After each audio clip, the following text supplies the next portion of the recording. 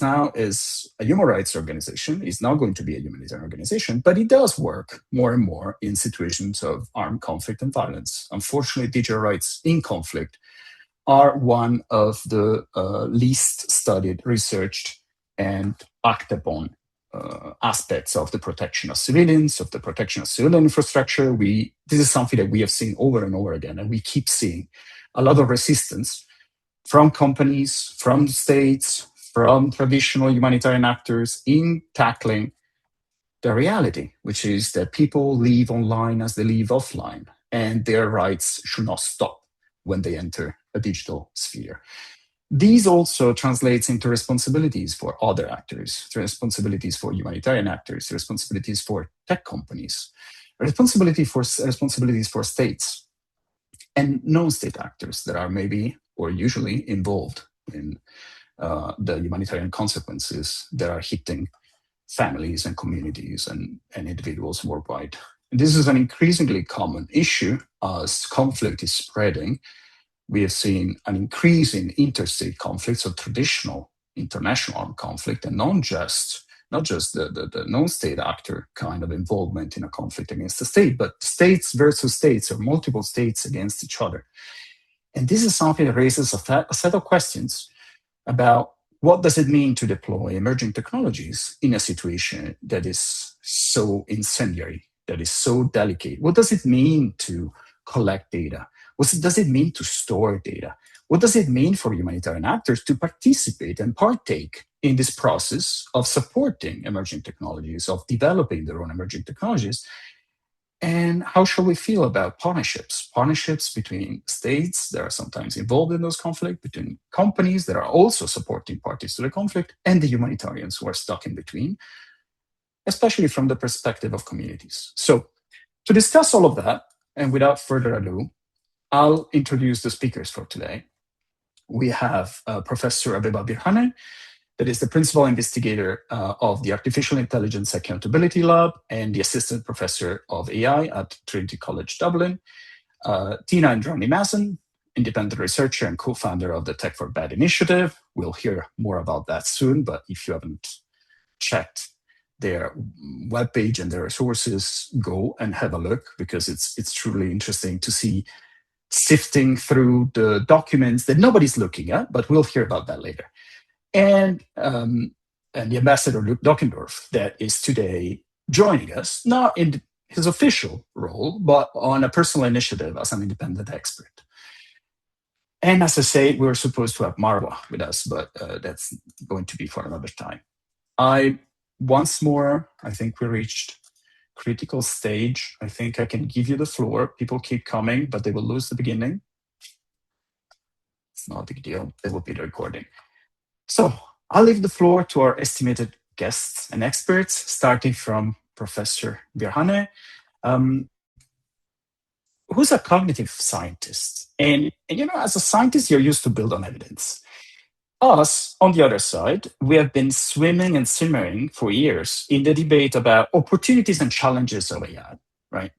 So is there any evidence that AI might have a net positive in humanitarian response, or in social impact, or in social work? What are we talking about here? Is there any evidence behind this AI hype? Yeah, great starting question. Yeah, it's common to hear, opportunities and risks, although, for almost a decade, maybe even over a decade now, we have been documenting harms and risks. So, the harm and the risk and all the kind of the disfranchisement that is associated with AI is very clear. There is a robust evidence. Whereas on the opportunity side, opportunities tend to be presented as something that will be realized in the future, sometimes like 3 years down the line, 5 years down the line. Sometimes you are just adopt it, and eventually, you will start to see the benefits. So from the evidence point of view, the evidence for harms is very clear. And a community of auditors have been meticulously documenting this, whereas the evidence for benefit remains to be seen. And in the specific case of humanitarian sector, I guess it would be helpful to really talk about, specifically which type of AI, because AI is a broad concept that, that includes, recommender systems of large social media platforms to, standalone products like AI companions, agentic systems. But you also have, simple regression models that are kind of often, categorized as AI systems. So it's really important to really specify which type of AI we are talking about. But with that caveat, again, if we kind of zoom out and look at the progression of the industry, the AI industry, especially big tech itself, and if you use UN's 17 Sustainable Development Goals as, a framework to kind of assess whether the emergence of the industry has, made improvement in those 17 goals, or has it made it worse in general? So I don't think there is like a proper empirical work on this, but my own assessment is that, you know, a lot of the sustainable development goals are inherently social and historical, no gender violence, educational equality in education, no poverty, and like peace, justice, and strong institutions, and so on. These are inherently social things, social phenomena that even if you can assume the best AI models possible, these are not things you can solve by building technology.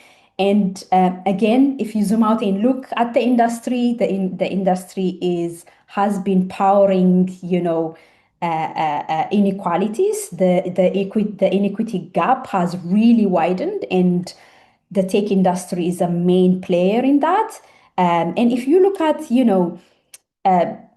genocide and a lot of like global conflicts, tech is at the heart. Tech is really powering them, whether it's by providing infrastructure, or whether it's by, providing specific technologies, such as drones and robots. What you find is that, the industry is actually benefiting from it, and exacerbating these existing inequalities, and overall very likely worsening, all the 17 UN stated sustainable development goals that we are supposed to be working and improving on. Yeah, so I'll pass it on to my colleagues for further comments. Thank you. This is very interesting. I might have a quick follow-up question for you, though, because this is not something that you have just, you know, come up with right now. You have been saying that for a while, and so many people in the science and technology science have been repeating that for 20 years now, I would say even more. And so you and your colleagues on the academic side, on the research side, on also community-led organizations have been denouncing the neocolonialism, the racism, the exploitation that is behind this AI hype that is fueling the billions of dollars that are powering the system. But these also brought you something that is a little bit more surprising in our field, which is like direct censorship, right? You've been trying to call out this in the official fora, and you were impeded from doing that. And again, I'm saying you're not saying anything revolutionary here. You're just making what people will call common sense statements, right? What happened? Like, what does it mean to try and call out the AI industry and the AI hype? What are the consequences? I would love for people to hear that, because I don't think a lot of people know. Yeah, for sure. There certainly are consequences for speaking out against the industry, speaking out against, powerful bodies, including governments and so on. Um, Although the cost really varies. I mean, there are so many civil society organizations that are, you know, practically put out of work because of, censorship, retaliation, and so on. So I'm in a relatively privileged position. But even with that, maybe I can speak to my experience at the UN at last year's Geneva AI for Social Good conference. This is the flagship conference for, anything that pertains AI for social good. And this conference has, over the years, have become really aligned with the interest of the industry, and last year, my experience was kind of censorship. I was asked to deliver a keynote, but just a few hours before my keynote, the organizers went through my slides, went through my talk, and I was forced to remove, any mention of Palestine, Israel.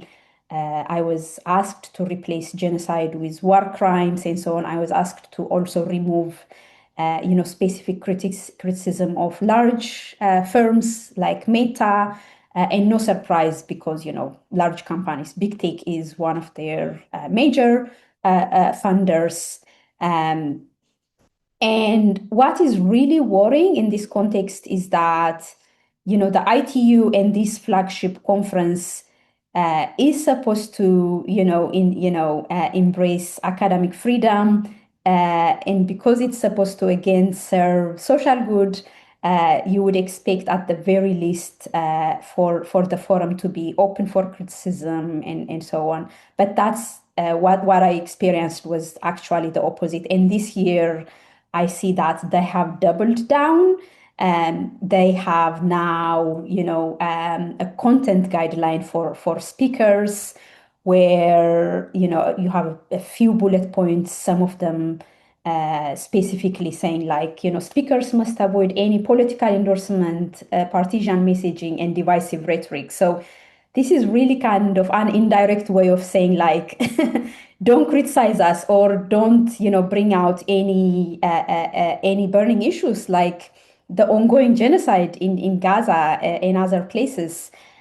So again, instead of being this place for open dialogue and open criticism and really open conversation around what's happening across the globe and what the role of big tech is in really fueling a lot of these problems, the conference has really kind of backed and doubled down and has become a really kind of very aligned with the interest of the industry. And this is really worrying, to be honest. Thank you. And I think there is something that maybe some people listening to this conversation might not understand because maybe they're not deeply, involved in this sector. And there is something that is kind of understandable. There are some institutions that have to respect some kind of neutrality, be that, for example, some humanitarian organizations that do not have to take sides when it comes to conflict between one party and the other. It is essential to access. It is essential to protection. We can go on forever. And there are some other multinational intergovernmental organizations that have to respect some kind of political neutrality because they don't want every discussion to become a massive fight or brawl. But there's something here that rings off, which is that it sounds off, which is the same kind of metrics applied to tech companies. This is something that maybe links to what Tina you've been doing in terms of mapping what are the relationships between companies and humanitarians. Because again, the same regard that is given from humanitarians towards some governments and some warring parties, the need not to take sides, that does not apply to companies. So why humanitarians are never speaking up against the companies? Why every time there is a leak or a hack or bad behavior by a CEO, we always hear criticism from human rights, digital rights, even states sometimes, but never from humanitarian organizations. And this is something that is kind of more understandable once someone starts looking into the kind of murky waters of the humanitarian procurement and the humanitarian contracting system. And Tina, would you mind telling us about your work, about your research, and what are the top findings? Yes, thanks. Also, I wanted to first start by thanking you for creating this space. I've had conversations with people who've told me that the report we've written on, they've been requested in their personal sort of social media spaces to take down links to the WFP Palantir report. I've also had conversations with INGOs who are concerned but are unable to advocate because of their funding relationship with the World Food Programme. So yeah, I'll just give a bit of a background to the Tech for Bad initiative, and then I'll explain what we found particularly about the World Food Programme and Palantir. So Tech for Bad, it's an initiative, it's an autonomous, relatively informal initiative that myself and a collaborator called Rose set up. We're both aid sector professionals, but we are both also activists, actually, frankly. And I've been involved in the activism scene in Barcelona since the onset of the genocide in 2023, and Rose similarly on the US side. So in Barcelona, I've been looking at tech relationship, corporate complicity, and because of Barcelona's status as the tech hub of the Mediterranean, the technology industry has been the key focus of my activism research here in Barcelona. And so then linking with our industry knowledge of the sector, we started more and more to look at the relationship between the tech sector and the UN-led aid system. I actually first heard about Palantir outside Mobile World Congress in 2024 when we were demonstrating, and an attendee we were demonstrating against the presence of quite a huge Israeli pavilion that we're attending. There's big linkages between the Israeli tech sector and the Israeli military. That's pretty well established. And somebody talked to me about Palantir, and before that I didn't know about Palantir, and I didn't know about Palantir's relationship with the World Food Programme.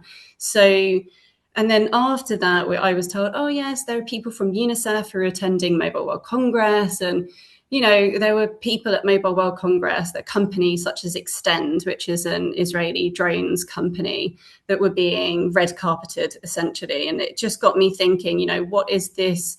How can it be that you have activist groups outside who are denouncing, the genocide complicity of these companies who are here attending and doing business and actually making quite a lot of money from their participation in events such as the Congress, and then you have UN agencies who are walking past us and going in and entering. And so at that point this is a big topic that we'd want to look at.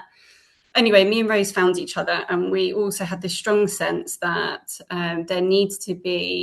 there's a gap. There's this gap between the inside world of the aid sector and what's going on inside it, and the outside world and the solidarity spaces and the activism spaces.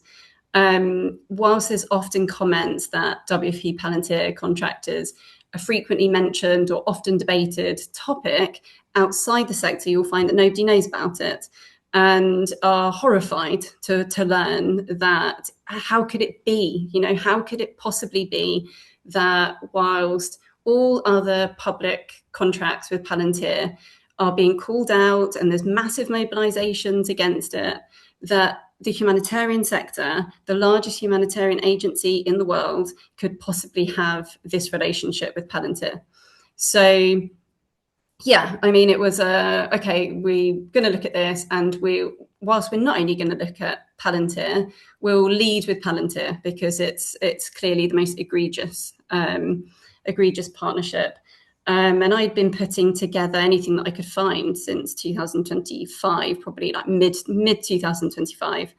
And that was, basically using any kind of UN transparency portals, job notices, all kinds of, evaluations and documents and Palantir's own statements to piece together a picture of, well, what does this consist of? Because if we couldn't say what it consisted of, then we can't say why it matters.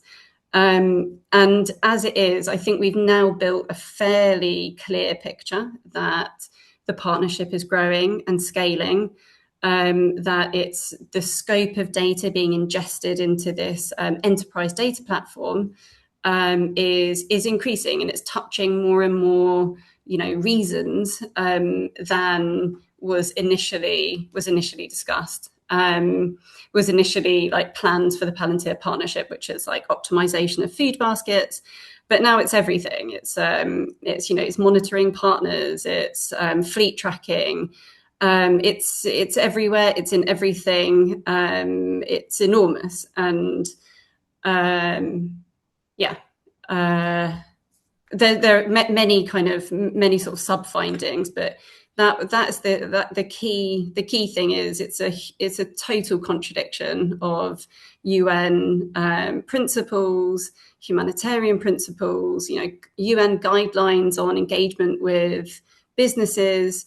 It contradicts all of it. It makes absolutely no sense that it could possibly have passed due diligence processes, given that it was initially a 5-year pro bono contract that has been recently renewed. It would have been renewed, with full knowledge of what Palantir is involved in, that they're, involved in the Israeli-US genocide in Gaza, that they have been involved in the bombing in Iran. They've been involved in the capture of Nicolas Maduro, of ICE, everything. This company is just as bad as it gets, and are very open about what they do and very open about their US supremacist objectives. It's clearly techno-US supremacist agenda. Thank you, Tina. And look, this is very interesting. I still remember the first interaction we had. We just published the 2024 mapping of private tech humanitarian sector report. If people are not familiar with it, you can Google it, you can find it, or I'll drop the link in the chat. But basically, I still remember that you were so hopeful, reaching out and saying, oh, I've seen that you mentioned this partnership in your report. By any chance, did you have access to the contract? And I was like, almost laughing. I was like, finally, someone asking a good question, because nobody asked me ever that. Like, I've mapped thousands of companies that have partnerships in the humanitarian sector. Nobody ever asks, where is the contract? Can we look at the contract? What are the terms of the agreement? These partnerships are so secretive. There are so many non-disclosure agreements. It's mind-boggling. And it's just it's impossible to justify. This is, most of the time, it's public money. It's coming from donors. Most of the donors are institutional donors, most of the times. And it should be treated as, public funds or public money. You should be able to do a freedom of information request or to access contractual information about, okay, what are you giving away? What is the company going away with? And the funny answer is that you cannot. And it's not just a UN problem. It's that 90% of the humanitarian sector is not publishing, not even the full tech stack. Like, you will have a hard time understanding which companies they're partnering with. Sometimes you don't even understand which cloud they're relying on. So it's extremely complicated in terms of transparency. And it's not by chance that one of the best initiatives in this field, they're not sure if they're with us in the chat or listening, but is from Transparency International. It's Privacy International and a few other actors that are doing this investigation on the militarization of companies in the humanitarian sector, which is very interesting, commercial tech companies. But Tina, is this just a matter of Palantir and Work for Program, or is there more? What do you think? I mean, you started from that, right? But what is your feeling about that? Yeah, maybe just to comment also on the contract transparency. That's a really massive obstacle in terms of establishing, why it matters and the sort of legal protection that you need in order to challenge the partnership. So when it comes to journalists reporting or, organizations taking it up to advocate, without clarity on what they're doing, it's a massive legal risk. And we know that Palantir come after people and organizations. So this is a huge issue that you can't see the contract, and that there are non-disclosure practices. But yes, I think it is. It's a much bigger question than Palantir and the World Food Programme. In many ways. I mean, firstly, Palantir is a political actor. It's explicit in its political agenda, and it's aligned to the US government. So I think we shouldn't be mentioning Palantir without mentioning the US government and what is the US government's, imperialist techno-capitalist, surveillance-oriented agendas. I think that means we need to look seriously at what the US's agenda really is with the UN-led aid system, including their role in recent, all the reforms that are going on, so UN 80. I think it requires scrutiny and transparency of what is the conditionality around their new funding, particularly when it comes to technology. So, the US rock up to the G7 meetings, and Donald Trump is flanked by tech companies, but then, tech have a totally free reign within the UN system. So how can we not be seeing them as the political actors that they are clearly being positioned as? They are military contractors, etc., all the rest of it. So they have this obvious kind of dual use. So that's the US government, and then it's beyond Palantir World Food Programme. We can sort of start to detect that actually Palantir have had an interest in humanitarian data for more than a decade. I've heard stories of them being kind of reaching out to NGOs, having interest in beneficiary data, NGOs in attending meetings with them, signing non-disclosure agreements, etc. So they've been sort of looking for humanitarian collaborations for a long time. They have had a partnership with FCDO. It's something that I spotted relatively recently, a mine action program in Ukraine. I think it ended this year, but it seems like it's their first contract, and that means there's another sort of foot in the door there. And they were also recently platformed at a UNIDIR conference only a month or so ago, and I think Stop Killer Robots called it out. And yeah, I mean, they were basically invited by UNIDIR to give a sales pitch, and so it's beyond World Food Programme. Also, when you look at the reforms, World Food Programme are positioned as leading the work streams on supply chain integration across the UN system. So yeah, it's really critical that questions on, well, what does that mean for the technology that their existing supply chain infrastructure rests on?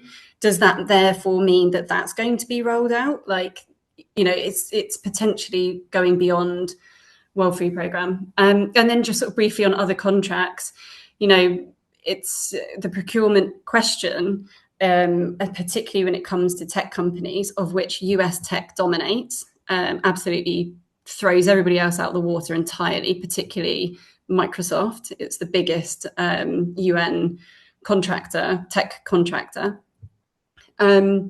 And yeah, just sort of connecting conversations on techno-colonialism. And as much as AI for Good would like to make the claims of, look how humanitarian these tech companies are, well, actually, like, how can it be that for myself, I'm checking my sort of data and my data hygiene. I'm looking at like, okay, what am I accepting? What's my operating system on my phone? What's the level of right? All of these questions, and those questions obviously need to be applied to the sector. And yeah, and so procurement is how can it be that these companies who have been called out by their own UN special rapporteurs as being complicit in genocide, how is it possible that they are continuing to be contracted to this extent?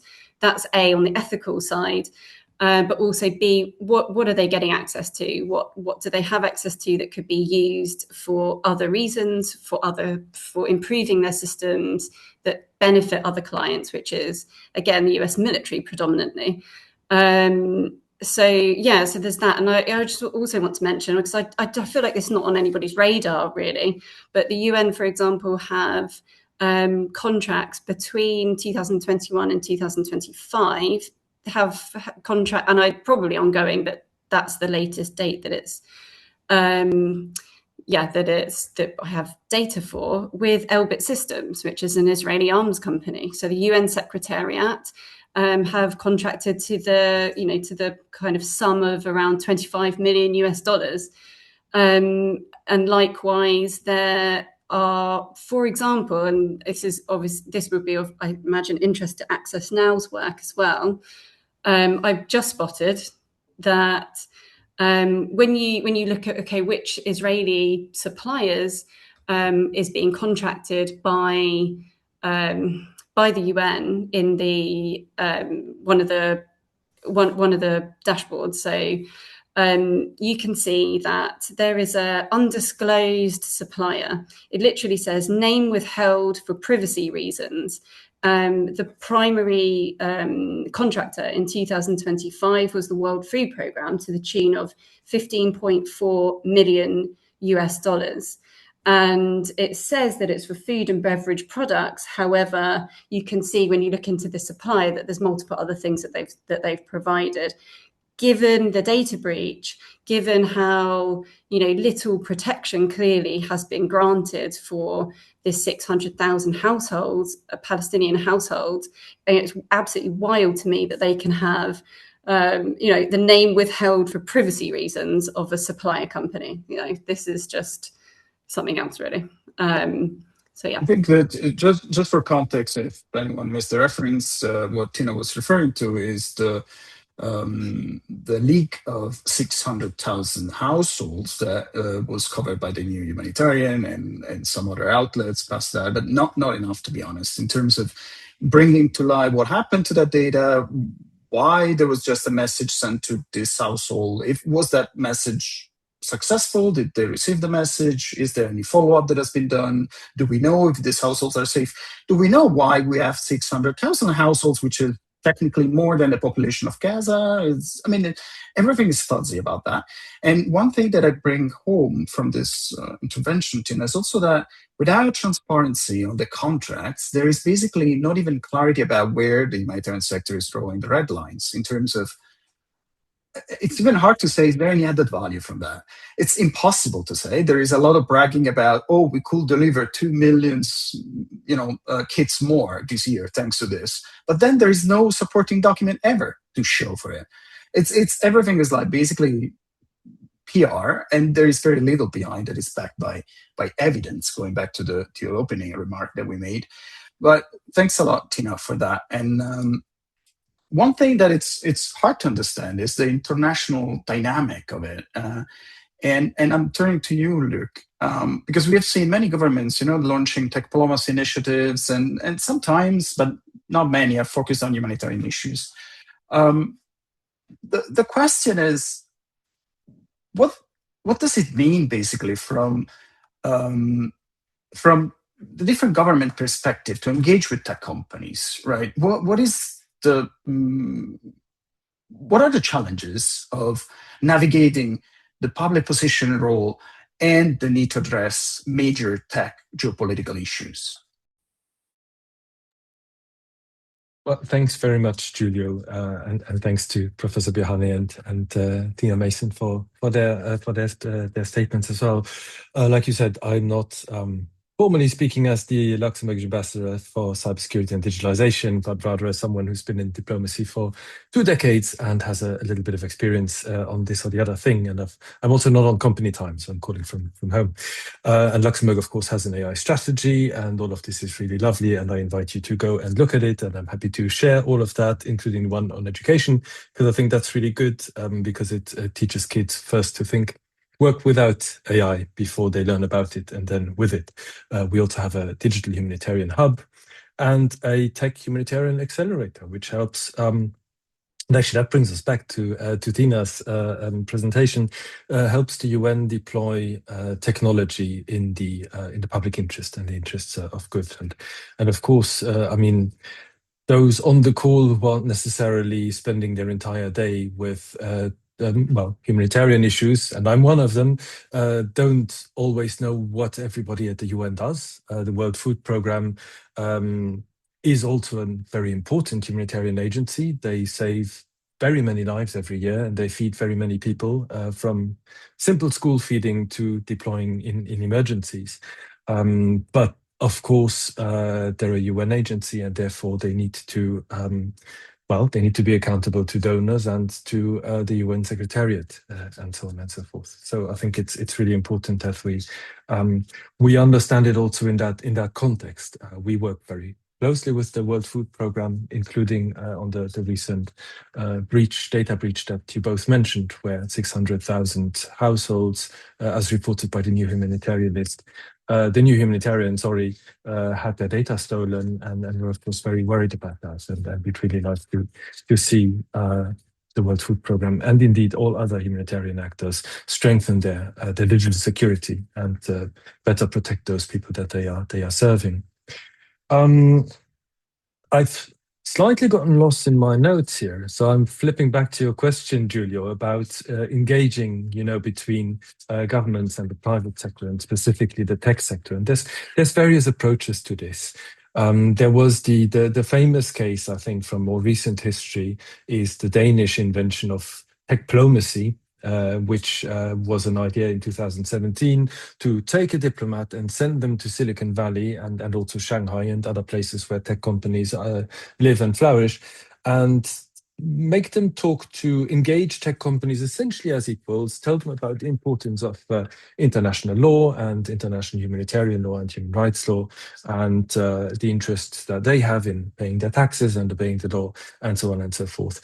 I've met the first holder of the position a couple of times back when I was working on the topic in 2017 and 18, and he did that position until 2021 when he was recruited by Microsoft. We've never met, so I'll have to contact him on LinkedIn, which is incidentally another Microsoft platform as well, afterwards. He wasn't the first tech diplomat, though, I have to say. Someone else had the idea before him, and that was a lady from New Zealand, Sarah Wynne Williams. And I've just read her book because she quit the Foreign Service from New Zealand, I think in 2011, and started to work for Facebook. And you should absolutely read her book, Careless People, because Facebook, or rather Meta now, doesn't want you to read it. And I think for rather good reason. And I think it brings us to this difficulty, this fundamental tension that you get between the roles that the different stakeholders have in society. A state is one of the two contractors of the social bargain, of the social contract, as it were, and its job is to keep people safe and respect, protect, and fulfill their human rights, all of their human rights, civil and political, economic, social, and cultural. That's a big job, of course, but that's why we as citizens pay taxes and obey the law and live together as harmoniously as we can. A private company has a job to make money and keep it's beholden to its shareholders or its board, or certainly not necessarily the public interest. Although, and I think there's an interesting rise in private companies that say, we're not doing this for money, or we're not just doing this for money, we're also doing this for other objectives. Palantir has been mentioned quite a lot, and I think their recently published manifesto, I think, is better just summarized as techno-fascism. It takes all the core elements of classical fascism and it wraps them in a shiny technological package. And I find it quite shocking that they speak so openly about it. They must feel quite safe. But then other tech bros or tech broligarchs, as some call them, bring their own ideas about what their role for humanity is, and very often it's summarized in this language of techno-solutionism. Whatever they've invented, they think is the only thing that can save humanity, and since they've been so successful at making money in digital markets, they should also be asked for anything else. And of course, that's a huge problem. I'm realizing that we are running fast out of time. We probably should have taken 2 hours instead of just one, but maybe I should stop it there and send the ball back to the three of you and see where we go from there. Thanks, Rick. But I do have a very short follow-up question. If you can answer very briefly, that would be great.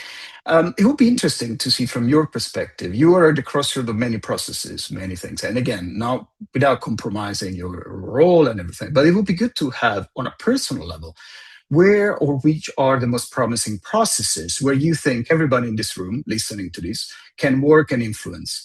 Where do you think we as a digital rights community interested in humanitarian tech, where shall we go? Where shall we turn to in terms of active processes where we can bring on change? I mean, it's not AI for good. I can tell you that much. But I don't want to diss the ITU. They have it. They don't have it easy right now. No UN agency has it easy, especially not the humanitarian and human rights ones, because they're under enormous budgetary pressure, and the needs are enormous as well. We've talked about some of the 130 conflicts that are raging around the world, plus the climate crisis, plus hunger, which is, I think, always political and never just a question of food distribution. So they're in this very tight spot, and they I think do what they can to deliver their mandates as good as they can.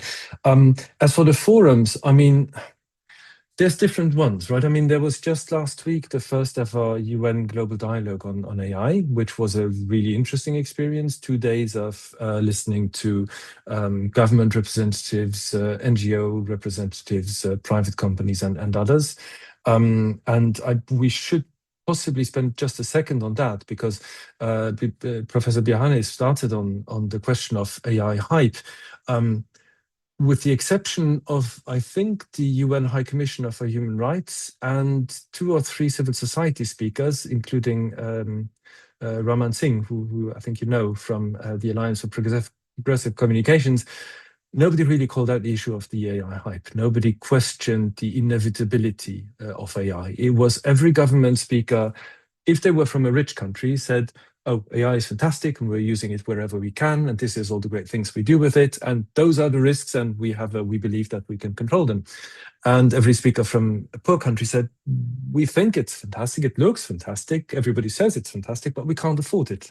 Please help us build capacities and afford it. And it was in many ways, it was quite pitiful because it felt like they were being railroaded, the speakers from the global majority world, into a form of development that I saw someone in the chat put out the idea of the AI bubble. That is a bubble. That's not going to help them educate and feed their people and make sure that they have a high standard of living and healthy lives and so on and so forth.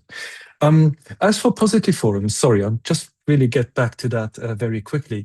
I mean, there are very many, right? It's not so much the issue that there aren't enough, but rather about perhaps there are too many. There's the whole discussions around internet governance, where I think we've really, yes, there's shortcomings, but it really gets multi-stakeholderism right more often than it doesn't. And at the same time as the AI stuff in Geneva, there was also the WSIS forum, where private companies and governments, but also NGOs and people from the technical community and people from academia come together and talk about the internet we want. And I think that's usually a very good place to come together. There was also UN Open Source Week just in June. So the UN is very sensitive to the questions of path dependency or vendor lock-in with big tech. And I don't need to quote the examples of the ICC, for instance, that the UN is sometimes at the receiving end of sanctions, and big tech can just turn off the spigot, as it were. So they're really sensitive to this idea of making sure that they use open source approaches and that they have a form of sovereign, not necessarily sovereignty, but technological independence or agnosticism. And I think governments can certainly help there. And the open source community is enormously important there as well.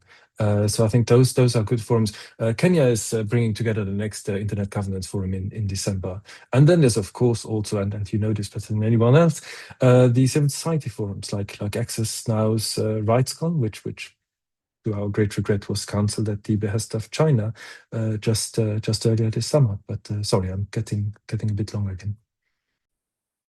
Thank you, Luke. And this is an important part to say that this kind of discussion come out of love for tech. It's Access Now, we love technology. We want more technology for everyone, but we want it like based on human rights and not based on corporate interests. That's a big difference. And the same for the humanitarian sector. I'm a humanitarian myself. I love the humanitarian sector. I think it does a lot of good, but it needs to prove it sometimes. It needs to come clear about how. The how very often is very important. And here I think the waters are getting murkier and murkier. Going back quickly to the questions, because as Lucas mentioned, we're running a little bit out of time. But there is a first question for you, Abiba, about how do you feel about calling out these companies? I mean, you kind of slightly addressed this question already, but you kind of broaden it up, to how hard it is to.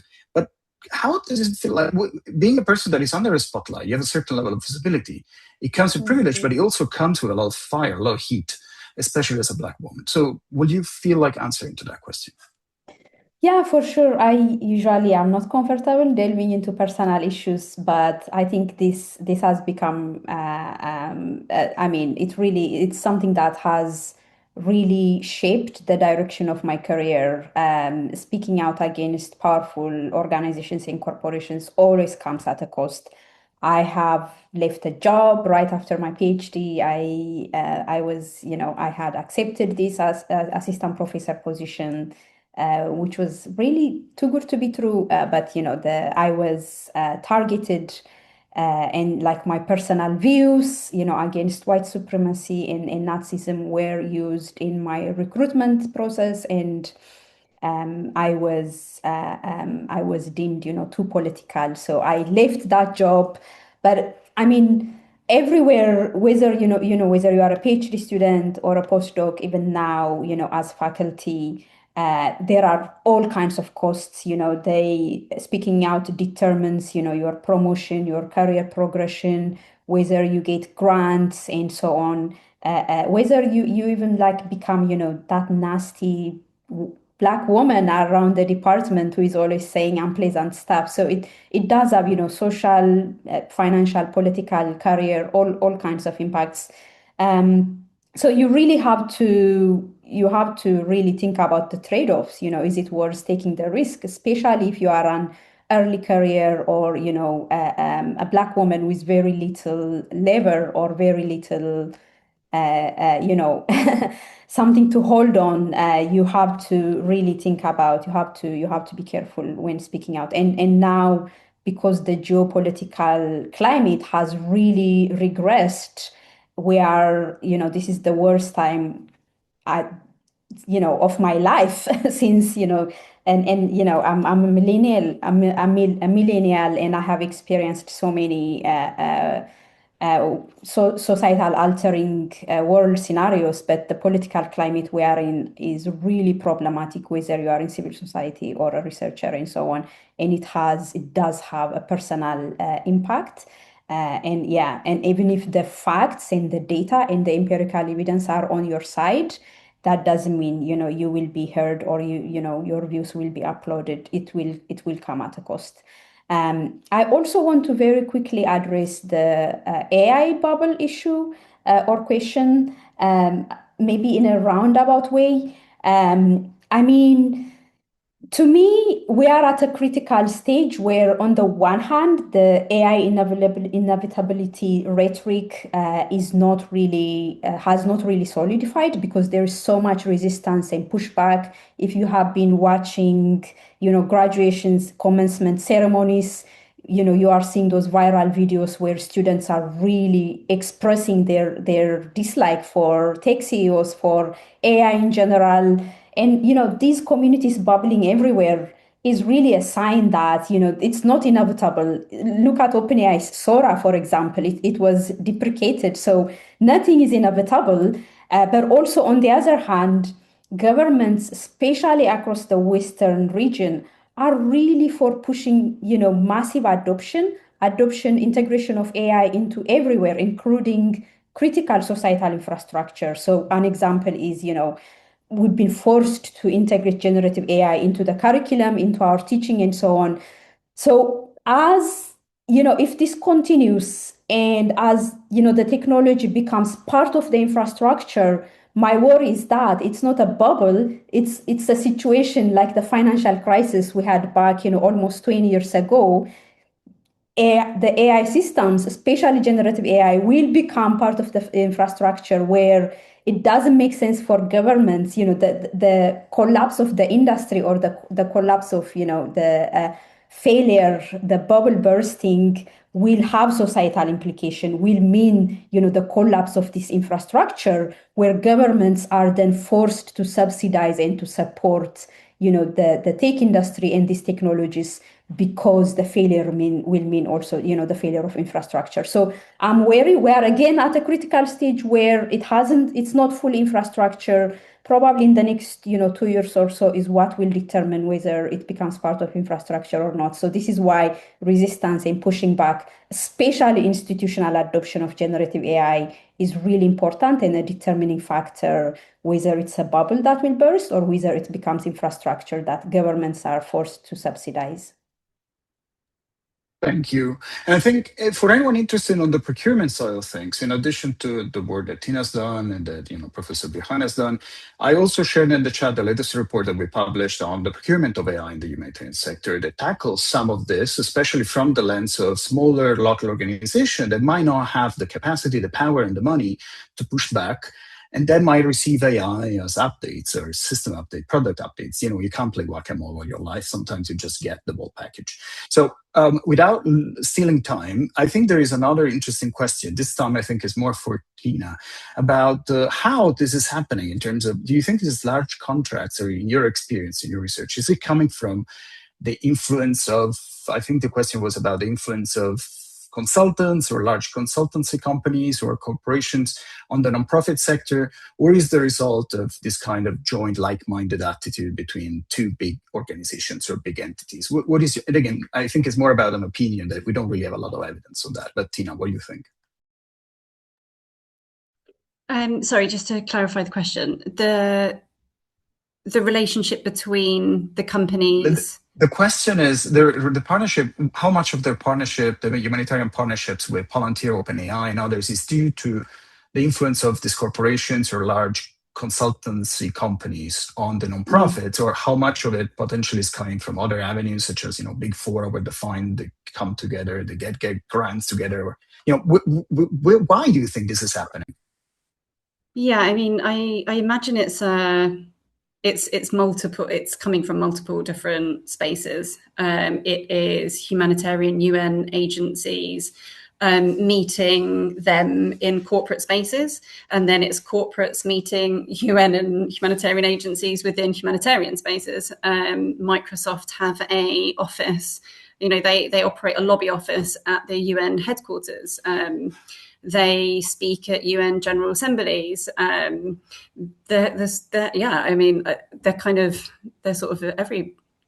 everywhere.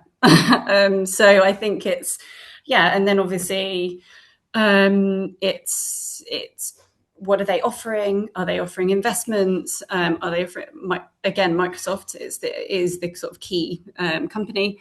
They've just offered like a big investment in the UN80 reforms. So to what extent are they just buying their way in? I think there's many things here. I also think that the US funding contracts and agreements need to be scrutinized for the conditionality around the tech that they're forcing. I think it was in the last OCHA press conference, Lewin sort of let slip that it was Microsoft that had built the OCHA dashboard. We know that the DOTS system routes through Microsoft. So they have relationships with each other, and it's part of funding conditionality, and they are lobbying hard. And the US is, the largest supplier to the UN. So it's US tech that outbids probably all others. Yeah. Thank you, Tina. And I think it's, as you mentioned, it's a mix of a lot of things, and some of them have to do with something that we don't often talk about. We always talk about big tech, but we don't talk about how hard it is for small ethical companies to actually sell to the UN. So if I may rephrase the question that has been asked in the chat, the real question, in my opinion, is why aren't we seeing more small, ethical, vocal tech companies that really want to do good being able to provide services to the humanitarian space? This is something that honestly pains me as a former humanitarian, as a digital rights person. But I'm afraid we're at the time right now, and I'll have to call it a day. We could go on forever, I feel. But there is one question from Helena Travers that will keep floating in the air. It's too complex to be tackled in 30 seconds. So we'll have to organize maybe a separate meeting or a RightsCon session on this. And it's the role of this data in the military pipeline. How does that then flow into the kill chain, into the military apparatus that perpetrate the violence against civilians and against vulnerable people worldwide? I cannot take that question because it's too complicated. It will derail the whole conversation. And my daughter is coming in to break in at the end. Yes. No, my daughter is gate crashing the meeting at the very end. I was safe until the end, and then I wasn't. Thank you, everyone. Thank you, Abiba. Thank you, Tina. Thank you, Luc. And best wishes for health and quick recovery to Marwa, who will not be with us today, but especially thanks to you all. This is a provocative space. This is a space for open questions. And we really appreciate your time, your attention, and keep up with us, keep following us, keep up the work of Professor Bihane, of Tina, of Luc. Follow us around. We'll try to do our best to keep informing you and providing you with good analysis on digital rights and conflict. All the best to all of you, and have a beautiful rest of the day. Bye, everyone.